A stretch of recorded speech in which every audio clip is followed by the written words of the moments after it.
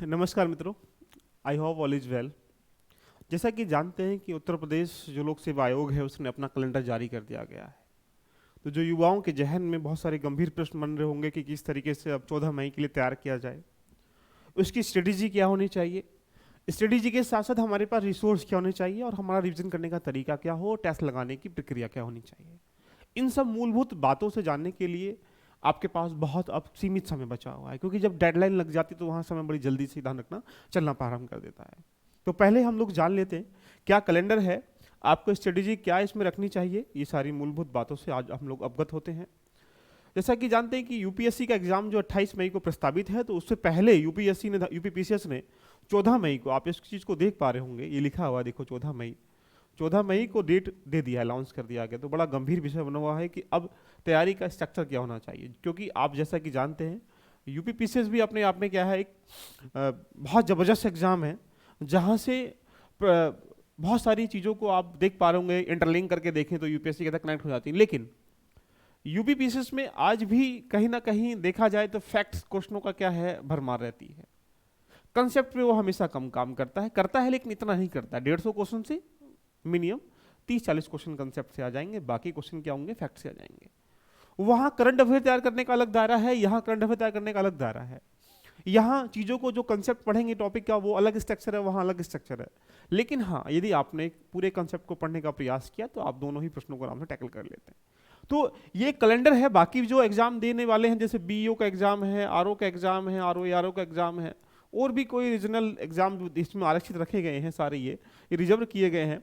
और जबकि आप जानते हैं कि इसका जो मुख्य परीक्षा है, ध्यान रखना, यहाँ कहा जा सकता है कि ये दे रखा है, इट मीन्स 23/9 को, सितंबर। तो यानी प्रीलिम्स और मेंस को अब आपको ऐसी स्ट्रेटेजी के साथ फॉलो करना पड़ेगा कि ऐसे कौन कौन से टॉपिक है जो, ध्यान रखना, मुख्यतः प्रीलिम्स और मेंस के लिए इंपॉर्टेंट होंगे, तो उनको विशेष ध्यान से आपको पढ़ना पड़ेगा। कुछ ऐसे टॉपिक एग्जाम की तैयारी के लिए 2 चरण होते हैं, एक तो सिलेबस बेस्ड और एक एग्जाम बेस्ड। अगर आप यूपीपीसीएस की तैयारी कर पा रहे हैं तो आप सिलेबस बेस्ड तैयारी करने का आपके पास समय नहीं है, ध्यान रखना, क्योंकि वो आपने तैयार कर लिया होगा। अब तैयारी करने का जो समय है वो क्या है, आपका एग्जाम बेस्ड। अब एग्जाम बेस्ड तैयारी जब करेंगे जब आपके पूरे पास स्ट्रेटेजी होगी, भाई मुझे किन किन टॉपिक पर विशेष ध्यान देने की आवश्यकता पड़ती है। तो चलिए थोड़ा सा हम लोग पूरा इसका ओवरव्यू करते हैं कि हमें क्या पढ़ना चाहिए, कैसे पढ़ना चाहिए। हम आपके लिए क्या करेंगे कि कुछ मूलभूत बातों से आपको अवगत कराते हैं।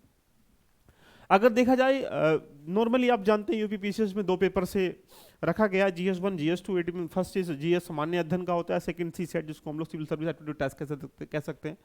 GS1 का मैं आपके सामने डाटा रिप्रेजेंट कर रहा हूँ कि जो GS1 जहाँ पे 150 क्वेश्चन आते हैं, ध्यान रखना। तो अगर हिस्ट्री का वेटेज देखें 2022 में तो यहाँ पे 32 क्वेश्चन था, 2021 में 18 क्वेश्चन, 24 क्वेश्चन, ये 26 क्वेश्चन। अगर मैं मैक्सिमम की बात करूंगा तो आप बोलेंगे सर 32 क्वेश्चन है, और अगर मिनिमम की बात करूंगा तो बोलेंगे सर यहाँ से 18 क्वेश्चन है। यहाँ से आप अनुमान ये लगा पा रहे होंगे कि यदि अधिकतम यहाँ पे 32 और न्यूनतम 18 है तो कहीं ना कहीं इन दोनों के बीच में हमारी हिस्ट्री के क्वेश्चन रहेंगे। अब आपको 100 में से, सॉरी 150 में से कहा जाए तो लगभग 100 क्वेश्चन को टच करना है, यानी 110 के अराउंड तक आपको सही करने। तो आपको क्या करना पड़ेगा, कुछ पिलर्स पे काम करना पड़ेगा। अब पिलर्स क्या होंगे वो सब चीजें हम लोग डिस्कशन करेंगे, राइट। नंबर 2, ज्योग्राफी में देखा जाए तो यहाँ 12, 22, 21, 24। तो अगर मैं मैक्सिमम की बात करूँ तो बोलेंगे सर यहाँ से 24 क्वेश्चन है, और मिनिमम क्या है, बोलेंगे सर 12 क्वेश्चन है। तो आप यही से एक डायरेक्शन तय कर लीजिएगा कि भैया मुझे कैसे इसकी तैयारी करनी है। पॉलिटी का देखेंगे तो यहाँ पे कितना 25 है, और देखेंगे तो वहाँ पे 13 है, देख लो आप लगा के कि इसके बीच में रहना ही रहना कंपलसरी है। साइंस की बात करेंगे तो यहाँ 26 क्वेश्चन और यहाँ 12 क्वेश्चन, तो नॉर्मली बात आप दिमाग में लगा पा रहे होंगे। इकोनॉमी के बारे में अगर देखा जाए तो यहाँ पे लास्ट 19 है और न्यूनतम 11 है, इन दोनों के बीच में रहना ही है। इन्वायरमेंटल की बात करेंगे तो यहाँ पे देखो 22 क्वेश्चन, न्यूनतम 6 क्वेश्चन, दोनों के बीच में रहना कंपलसरी है। एंड देन सेंसस की बात करेंगे तो मैक्सिमम क्वेश्चन यहाँ से 8 है और न्यूनतम 0 भी है, तो यानी दोनों के बीच में रहने की संभावना होनी है कंपलसरी। करंट अफेयर की अगर हम लोग बात करेंगे तो बेटा 39 से लेकर कितना बोल रहा है यहाँ से, सर बोलेंगे 18, इन दोनों के बीच में रहना कंपलसरी है। एंड यूपी स्पेशल की बात करेंगे तो वहाँ पे 4-5 क्वेश्चन मिल जाते हैं, मैक्सिमम 8 और न्यूनतम 0 भी है, तो इन दोनों के बीच में रहेंगे। तो आपने क्या सोचा कि 100% को सही करना है, तो सबसे विशेष ध्यान हमें किस पे देना पड़ेगा, ये आपकी डायरेक्शन बता रही है। जब तक आप इस डायरेक्शन पे काम नहीं कर पाएंगे तब तक आप अपने एग्जाम बेस्ड तैयारी नहीं कर पाएंगे। रही बात एग्जाम बेस्ड तैयारी करने के लिए 3 चरण होते हैं स्ट्रेटेजी के, ध्यान रखना। पहला चरण क्या है दिखेगा, कॉमन नॉलेज को एक्सेप्ट करना है।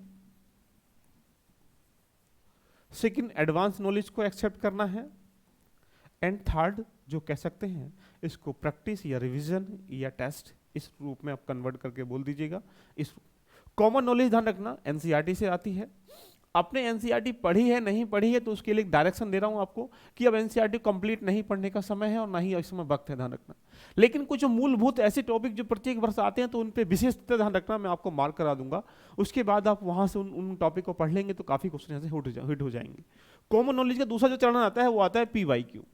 अगर यूपीएससी यूपीपीसीएस के सापेक्ष में अगर हम जाके देखें तो 150 क्वेश्चन में से अगर हम लोग देखें बेटा तो 150 क्वेश्चन में लगभग 30 से लेकर 40 क्वेश्चन अभी भी ऐसे होते हैं जो प्रीवियस ईयर क्वेश्चन के ध्यान रखना डायरेक्टली या तो लिंक होंगे या डायरेक्टली क्वेश्चन भी आ जाते हैं। तो डिपेंड करता है कि पहले अपनी कॉमन नॉलेज को स्ट्रॉन्ग करना है प्रीवियस क्वेश्चन से, एनसीईआरटी किताबों से ध्यान रखना, वो टॉपिक को पढ़ना है एनसीईआरटी से ध्यान रखना जो इंपॉर्टेंट है, जो एग्जाम में आते ही आते हैं। सारी एनसीईआरटी को पढ़ने की रिक्वायरमेंट नहीं है, मुश्किल से 30-40 टॉपिक पढ़ेंगे जिनको आराम से टैकल कर सकते हैं। अगर पॉलिटी में जाएंगे तो मुश्किल से 12-13 टॉपिक होंगे जो प्रीलिम्स के लिए उसको आपको पढ़ना है। हिस्ट्री में जाएंगे तो वहां भी 15-20 टॉपिक होंगे, कुल मिला के लगभग 40-50 टॉपिक होंगे जिनको आप रीड कर सकते हैं। सेकंड, प्रीवियस क्वेश्चन बहुत इंपॉर्टेंट है। ये आपकी एग्जाम की फिलोसफी के साथ साथ ये बताएंगे डायरेक्टली जो क्वेश्चन आ रहे हैं। अगर मान लो सबने क्वेश्चन ये पढ़ रखा है और आपने नहीं पढ़ा है तो आप क्या करेंगे, उन बाकी लोगों से ध्यान रखना कम अंक प्राप्त कर पाएंगे। तो आप कितने साल का पढ़े, कम से कम 5 साल, या तो 5 साल तो कंपलसरी है। अब ये प्रश्न बन जाता है कि इसको टॉपिक वाइज पढ़ें या ईयर वाइज पढ़ें, तो टॉपिक वाइज पढ़ना चाहिए, बताऊंगा कैसे कैसे पढ़ना चाहिए, पूरी कहानी फिल्म बन जाती है। नंबर 2, एडवांस के लिए ध्यान रखना, जो आपने कॉमन नॉलेज को लिया है ध्यान रखना उसमें कुछ एडवांस बुक आपके सामने होंगी और वो सब आप जानते हैं कौन कौन सी एडवांस बुक है, नहीं तो मैं बता दूंगा, ध्यान रखना। उसके साथ आपको डायनेमिक पार्ट को यहाँ लिंक करना है। डायनेमिक का मतलब है कुछ करंट के पार्ट को लिंक करना है। सपोज को लो हमने नागरिकता को पढ़ रखा है तो नागरिकता अधिनियम को लिंक कर लेना, ध्यान रखना। 370 पहले पढ़ा था, अब 370 में क्या उसको लिंक कर लेना। कुछ टेक्नोलॉजी की घटनाएं हैं, कुछ संधि समझौते, योजनाएं, प्रोग्राम, ये सारी चीजें हैं, इनको हम इंटरलिंक करते हुए चलेंगे, ध्यान रखना। कुछ विकासात्मक बातें इकोनॉमिक में, आपको पता है राष्ट्रीय आय क्या होती है, राष्ट्रीय आय से कुछ चेंजिंग किया गया तो उसमें हम आंकड़ों को जोड़ लेंगे। तो यहाँ कैसे आएगा, एडवांस मतलब बुक से, और सेकेंडरी डायनेमिक मतलब करंट अफेयर से। अब इन दोनों को रेडी कर लेंगे तो ये मैं डेफिनेटली बोल सकता हूँ कि 30 क्वेश्चन आपने 30 से 40 यहाँ सही कर लिया। एडवांस करने के बाद आप ये मान के चलें कि 80 से 90 के आसपास में पहुंच जाएंगे। लेकिन यहाँ भी श्योर नहीं है आप। श्योर क्यों नहीं, क्योंकि आपको 100+ क्वेश्चन सही करके आना है, क्योंकि वो मेरिट लगभग आप जान पाते होंगे लगभग कितनी जाती है, बता दूंगा उसको भी। और तीसरा पॉइंट आता है रिवीजन करने का। रिवीजन इंपॉर्टेंट की है क्योंकि आपके दिमाग में एक जहन में बढ़ होना चाहिए, जो हमने अभी तक पढ़ा है उसको कम से कम 3 से 4 बार रिवाइज करना है। और साथ में लगभग कहा जाए टेस्ट होगा, लगभग ये कहा जाए तो 2000 से लेकर 3000 लगभग मैं कह सकता हूँ, या 5000 प्रश्नों का मतलब मैं कहूँ तो अभ्यास करना ही चाहिए। इसका मतलब क्यों, क्योंकि जब आप 5000 प्रश्नों का अभ्यास कर लेंगे, इसका मतलब है कि आपने 5000 क्वेश्चन नहीं किए हैं, 5000 टॉपिक को पढ़ा है।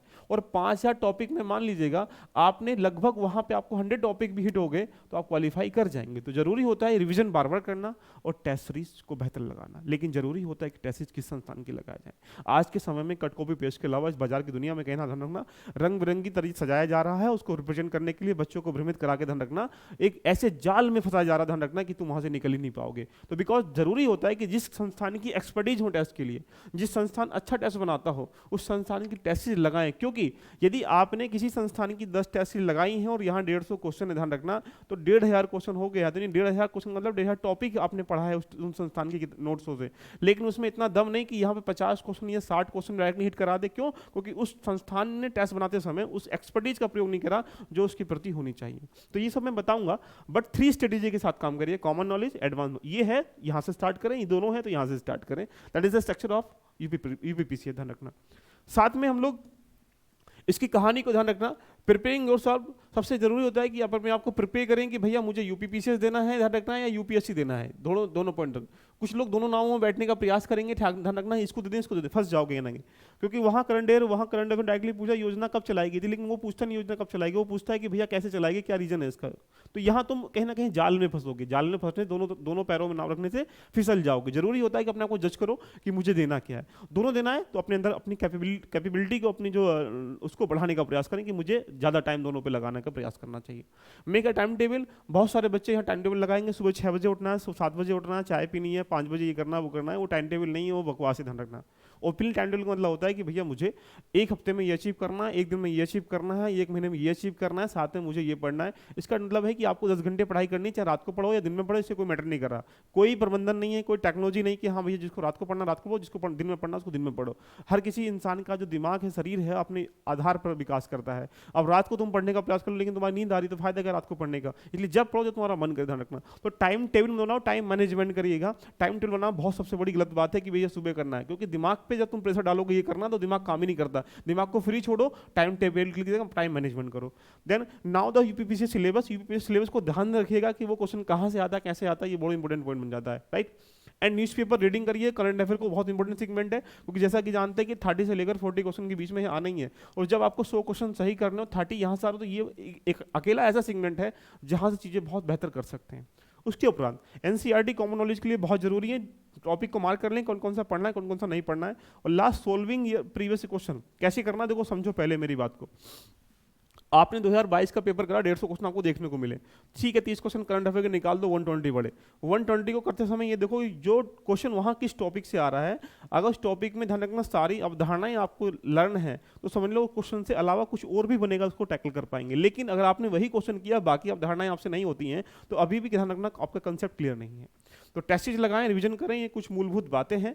मैं आपके साथ क्या करूंगा इसके बारे में हम लोग आज सामने आ जाते हैं और क्या करते हैं। देखिए 14 मई को एग्जाम है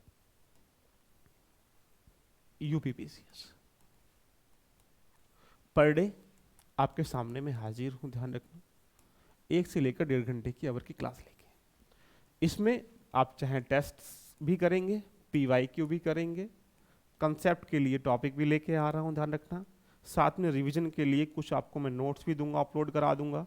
और साथ में जो समस्याएं हैं, जो प्रॉब्लम्स हैं, ध्यान रखना बहुत बच्चों की समस्याएं हैं, सीसेट पास नहीं होता है, बहुत बच्चों की समस्याएं हैं कि मुझे हिस्ट्री में इस टॉपिक में दिक्कत है, बहुत से लोगों की समस्याएं पॉलिटी में इस टॉपिक में दिक्कत है, बहुत से लोगों की समस्याएं ज्योग्राफी में इस टॉपिक में दिक्कत है। तो उसके लिए मैं यहाँ से मंडे टू फ्राइडे 1 से लेकर 1.5 घंटे, ध्यान रखना, पर डे आपके सामने आने वाला हूँ, जहाँ से पूरी फिल्म आपको कुछ समय के बाद पूरी चलना स्टार्टिंग हो जाएगा।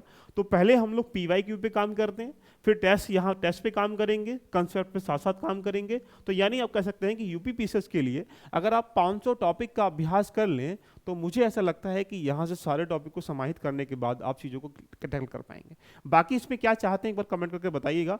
जो लोग इससे जुड़ना चाहते हैं जरूर डेफिनेटली आप मुझे मैसेज करें कि मैं यूपीपीसीएस के प्रीलिम्स के जो एक ग्रुप है उसमें आपको ऐड कर दूंगा। वहाँ से हम लोग पर डे 5-10 क्वेश्चन भी दिया करेंगे। साथ में आपको मैं करंट अफेयर के लगभग पर डे यहाँ से 5 टॉपिक उसमें दूंगा कि इन टॉपिक को आप रेडी करें, शाम को हम लोग ग्रुप में ही एक बार डिस्कशन कर लेंगे। इससे ये होगा कि आप 5 टॉपिक एक दिन में करते हैं, 4 महीने में 120 टॉपिक, यानी 4 से 5 से करेंगे तो यहाँ 60-600 टॉपिक बन जाएंगे। तो 600 टॉपिक का अभ्यास करने से चीजें डिक्लेयर हो जाएंगी। उसमें फिर एमसीक्यूज कैसे बनते हैं, क्वेश्चन कैसे बनते हैं, सब पर डिस्कशन करेंगे। तो ठीक है और दोस्तों, हम मिलते हैं नई सीरीज के साथ यूपीपीसीएस की इस धर्मशाला में अपनी कर्मों की आहुति लगाने के लिए। क्या आप तैयार हैं? तैयार हैं तो एक बार कमेंट करके बताइएगा। साथ में ध्यान रखना इस चीज़ को शेयर भी करें, और लगता है कि लोग लाभान्वित हो रहे हैं तो जरूर अपनी प्रतिक्रिया जाहिर करें। मिलते हैं, पूरी कहानी को लेके समझेंगे कैसे कैसे करने। पीवाईक्यू की सीरीज आने वाली है, कुछ क्वेश्चन आ भी चुके हैं। तो मैं 2021-22 लगभग कह सकते हैं 18, 19, 20 और 21 और 22 5 साल के पेपर को हिस्ट्री, पॉलिटी, ज्योग्राफी, इकोनॉमी को ध्यान रखना कंसेप्चुअल कराने का प्रयास करूंगा, जिससे कि वहां से आने वाले प्रश्न जो आपको कह सकते हैं कि 30-40 क्वेश्चन हो जाएंगे, वो रेडी हो जाएंगे। साथ में फिर बात करेंगे हम लोग करंट अफेयर की, फिर कंसेप्ट की और फिर टेस्ट की। इन सब पे पूरी कहानी बनती हुई चली जाएगी। तो कैसी लग रही है आपको सीरीज, एक बार कमेंट करके जरूर बताएं। मिलते हैं नेक्स्ट सेशन में। All the best, love you all, bye bye, take care.